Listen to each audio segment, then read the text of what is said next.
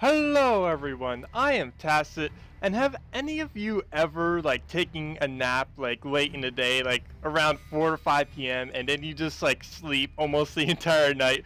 That just happened to me. I just woke up right now. It's 3 a.m. here. So I figured I'd finally do this video. I intended it to do it yesterday, but that nap turned into my entire sleep.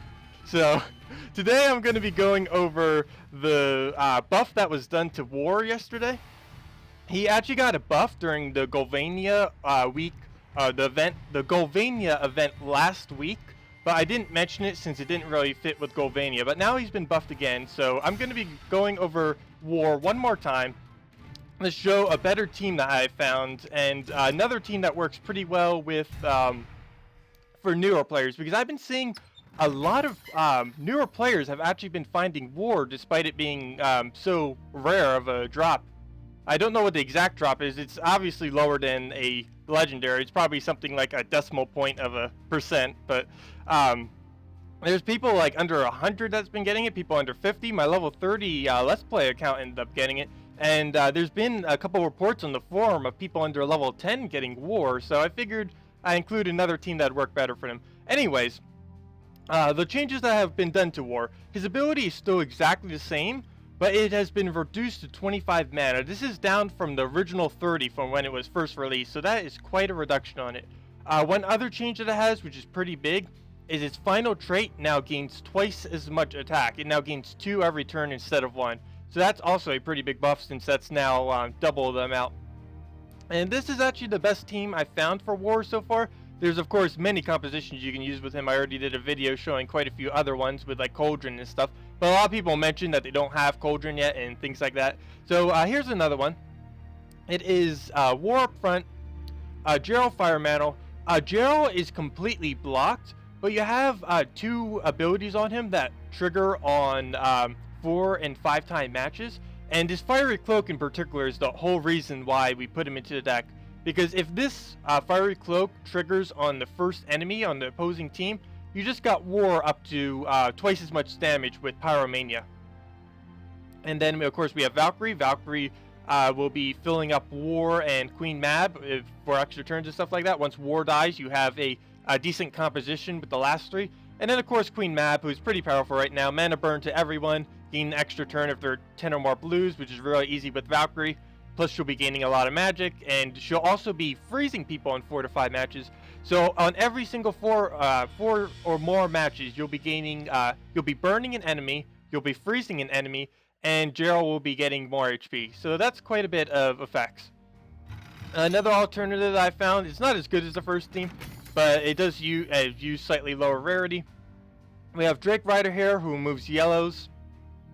That will then feed War with the reds because it converts yellow to red. Also be doing quite a bit of targetable damage, which will help with War to be able to one-shot after that with his ability.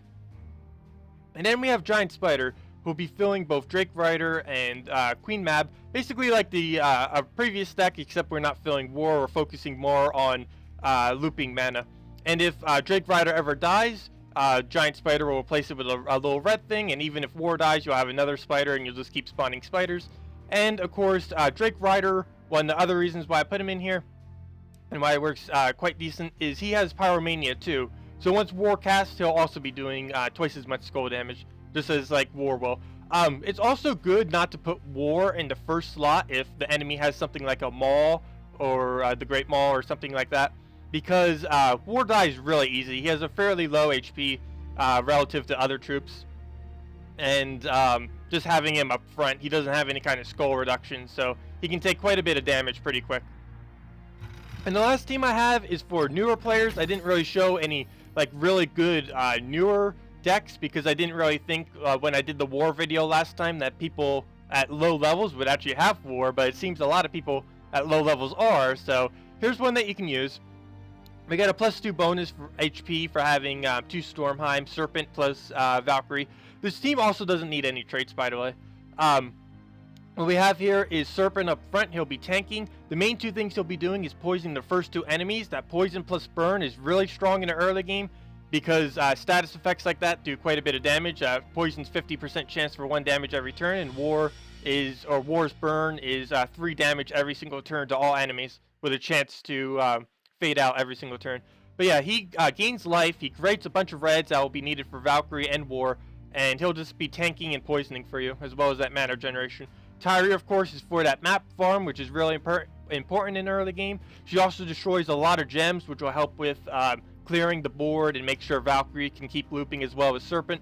You just clear everything that's not blue or red, and both of them will be able to cast really well. And she's kind of just there for the extra mana. And Valkyrie here, of course, mana generation. Transforms all of a selected color to blue. Plus she gains all those souls, so you got the map farm and the soul farm. And of course, War out in the back. The main thing that makes him really good early on is he has burn to all enemies. And while 25 mana is quite a bit, burn to all is fairly effective in early game compared to later on. So this is actually a really effective ability if you can get him early. One other thing is, despite his last 2 traits being extremely high cost to trait, his first trait right here is actually obtainable by newer players because it doesn't use any arcane trait stones. It's still pretty expensive relative to other troops, but since it doesn't use arcanes, you can get it a little bit easier if you have him and you really want to get the Pyromania on him. So I'm gonna go do a battle real quick with this, or with the main team that I have, the first one that I showed.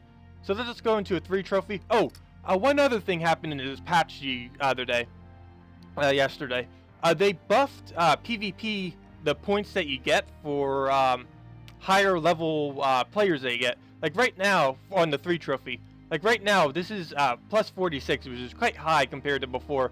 Like a couple days ago, it was only around 40 and stuff like now. Now you can see people around 45 to 55. So they buffed the amount of points you can get from 3 trophy enemies. So let's get into this. I'll be using the first one here. And let's just see how this goes. I'm doing it against the all goblin team, a pretty common one. My Queen Mab will be able to counter that pretty well since she does freeze and all that stuff. So let's take these extra turns, get a bunch of burns, and freeze this down. Look, we just got burned on the first enemy. Look at that armor-piercing burn. Before I can even say anything, he's dead. That's ridiculous. So yeah, the second burn didn't hit that, unfortunately. That's not too big a deal, but I guess I'll take this. We got armor-piercing again, getting really lucky on that. I'll take this, get all of our mana. 1 mana short on the ability, but luckily to the reduced mana cost, we only need 1 more mana now instead of something like 6. So let's see here. I'll take the reds. We'll get his ability off. Oh, that agile. Don't you dodge me. Let's see. That won't be enough to kill that, but I believe this is enough to kill the Marauder, or the Hobgoblin, I mean. They're all Marauders. And now they're all burned, so we'll be able to do 2 times skull damage every single match, which is instant kill to these guys. So War is actually pretty strong now with all these buffs.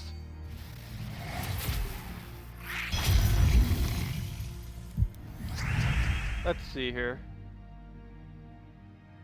Can't do anything there. I want to take reds, or actually preferably yellow, but I don't see any that I can do here. So I'll just go up here, hope for a yellow to drop. Didn't get it. Mana surge. We'll take these yellows now and get Valkyrie to cast. Probably use it on green so he can't do anything more. We'll use his ability and probably get a bunch more mana. Not too big a deal though. War should still survive. Oh, and plus he was frozen, so we didn't even get an extra turn. Let's see here. I do want to use it on green, but I think... yeah, never mind. There's more mana there, so I will use it on green. War should be up from this. Yep. Let's just take... yeah, take that. Gerald's almost up. You don't really need Gerald to cast. The main reason you have him here is for the burn. Like you saw at the beginning of the match, we got a one-shot off in, like, almost instantly because we had Gerald on the team. So, let's sculpt here. And then the next turn, we can just take that out with Mab plus the, what is this ability even called? Endless Conflict. So we'll do that. And we could always sculpt too. We have so many kill options right now, but let's just use the ability. So yeah, that is what the buffed war, looks like. You might want to try him out. He's definitely a lot stronger than he was earlier. So that will do it for this video. I hope this was helpful, and thanks for watching.